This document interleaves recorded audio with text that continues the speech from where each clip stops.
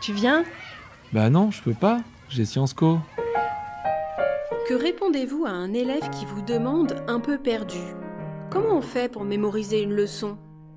Et vous-même, savez-vous vraiment comment votre cerveau parvient à stocker des informations sur le temps long?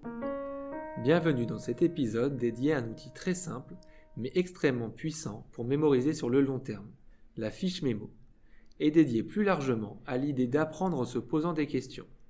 Cet épisode est présenté par Adeline André. et Raphaël Soto. Dans un épisode précédent, nous avons parlé de nos différentes mémoires et des règles fondamentales pour la mémorisation à long terme. À cette occasion, nous avons évoqué la nécessité d'activer régulièrement les réseaux de neurones qui codent une connaissance pour la consolider.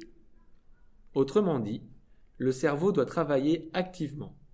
Et la manière la plus simple d'activer son cerveau, c'est de lui poser une question. En effet, quand on pose une question, le cerveau essaie automatiquement de produire une réponse, même partielle. Cet effort, c'est précisément ce qui renforce la mémorisation. On appelle ça l'engagement actif cognitif. Donc l'idée centrale est simple. Pour apprendre, il faut se poser des questions sur ce que l'on doit retenir. Ces questions peuvent être plus ou moins guidées. On peut par exemple demander « Raconte-moi ce dont tu te souviens de ton cours ». Mais ce rappel libre est assez exigeant et arrivera dans un second temps, dans un processus d'apprentissage. Avant cela, il est souvent plus efficace de proposer des questions ciblées, portant sur les éléments essentiels d'un cours. Et alors là arrive une notion importante, celle des essentiels. Car oui, dans un cours, tout n'a pas la même importance. Certaines notions sont indispensables pour comprendre la suite, pour élever le niveau de compréhension, alors que d'autres sont plus secondaires. L'enjeu est donc d'identifier ces essentiels et de construire des questions qui portent sur ces essentiels et d'y associer les réponses attendues pour un niveau de classe donné. On obtient alors ce que l'on appelle, au sujet de ces contenus, des couples questions-réponses. Se pose ensuite une question importante. Qui construit ces couples questions-réponses ? En pratique, il est préférable que ce soit l'enseignant. Identifier ce qui est essentiel demande une expertise que les élèves n'ont pas encore. On peut bien sûr entraîner les élèves à repérer les essentiels d'une leçon, mais dans ce cas, cela doit être un objectif pédagogique explicite d'une activité donnée. Pour un outil de mémorisation, il est plus sûr que les questions soient préparées par l'enseignant. Et concernant les réponses, deux options sont possibles. On peut demander aux élèves d'aller chercher les réponses dans leur cahier, ce qui suppose ensuite une correction complète des fiches. On peut aussi fournir directement les réponses pour que le temps de travail des élèves soit plutôt concentré sur la mémorisation réelle, puis sur des tâches au service de la compréhension et du raisonnement, plutôt qu'à la recherche d'informations ponctuelles, surtout quand les élèves ont des cahiers incomplets.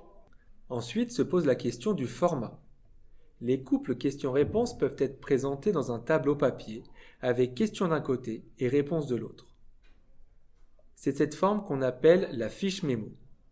Mais les couples questions-réponses peuvent aussi être des flashcards, questions devant, réponses derrière, ou sur des outils numériques. Notons que parmi les outils numériques, certains reposent les questions à fréquence fixe, tandis que d'autres adaptent la fréquence en fonction des réussites et des erreurs. Une question mal réussie revient plus souvent qu'une question maîtrisée. Cette répétition espacée est particulièrement efficace. Concernant la fiche mémo, il existe plusieurs points de vigilance. Ici, nous en développons 4. Tout d'abord, l'élève doit avoir confiance dans cet outil. Il doit avoir confiance dans la fiche mémo.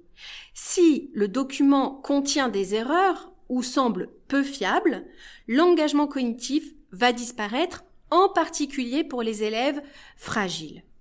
Il est donc fondamental que le support soit propre, mais qu'il soit sûr. Deuxième point, l'élève doit avoir l'ensemble de ce qu'il a à mémoriser. Si l'on ignore l'ampleur du travail, il est difficile de gérer son effort. Certains outils numériques masquent cette vision globale, d'où l'intérêt parfois de garder un support papier ou PDF accessible donnant une vue d'ensemble. Troisième point, il faut permettre à l'élève de suivre sa progression. Alors là, on rejoint les problématiques liées à la métacognition.